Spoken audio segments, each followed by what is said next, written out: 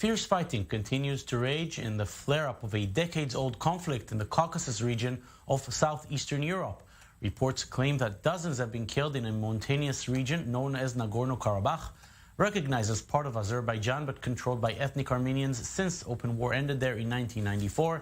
The fighting now is the heaviest seen in the conflict since 2016, when at least 200 people were killed in clashes. Turkey has declared its support for Azerbaijan, while Russia, which has military bases in Armenia but is also friendly with Azerbaijan, called for an immediate ceasefire. And joining us on this issue is former Israeli ambassador to Azerbaijan, Arthur Lenk. Mr. Lenk, thank you for being with us. And we just mentioned this, the war, the official war ended more than 25 years ago, but there have been flare-ups of violence since. What brought this latest wave of violence we're seeing now? Hi, good to be with you. Well, you're right. Armenia has occupied Nagorno Karabakh, part of Azerbaijan, since the early 1990s. And in recent weeks and months, there have been more and more flare-ups. And Azerbaijan artillery attacks on civilians just at the beginning of the weekend. We in Israel have deep understanding for Azerbaijan needing to defend their own population from artillery.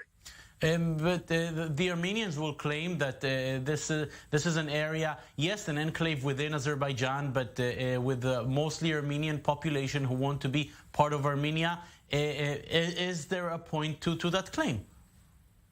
Well, I think that again, I'm not representing any of the sides, but as an observer who has friends in both Armenia and Azerbaijan, I think what needs to be done is there needs to be serious negotiations and find a way for the territorial integrity of Nagorno Karabakh as part of Azerbaijan to be discussed. And I hope that the U.S. and the EU and Russia, who have been responsible for this mediation for years and years, will find a way to get the sides to cease fire and to get talking again.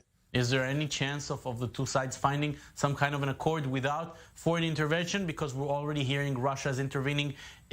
Turkey, which has very, very complicated relations with Armenia and close relations with Azerbaijan, is also intervening. What's the way to stop this latest bloodshed?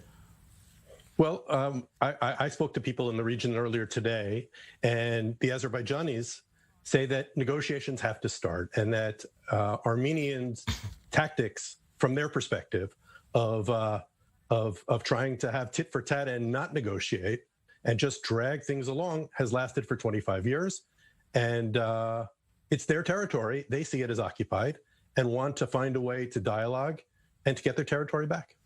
And finally, is there an official Israeli point or stance towards this? Let's remember, these are two countries with close relations to Israel, and another thing, two countries bordering Iran. Well, you say it exactly right. Israel has excellent relations with both Azerbaijan, who's an important partner for regional security and energy and tolerance, and historic ties and empathy with Armenians and their history. And you're right that region is a region that we pay attention closely to, and so I think that we're cheering for both sides to find a way to dialogue and to work their issues out in a peaceful way. Let's remember they do that soon. Arthur Lenk, former Israeli ambassador to Azerbaijan, thank you very much for being with us. Thank you.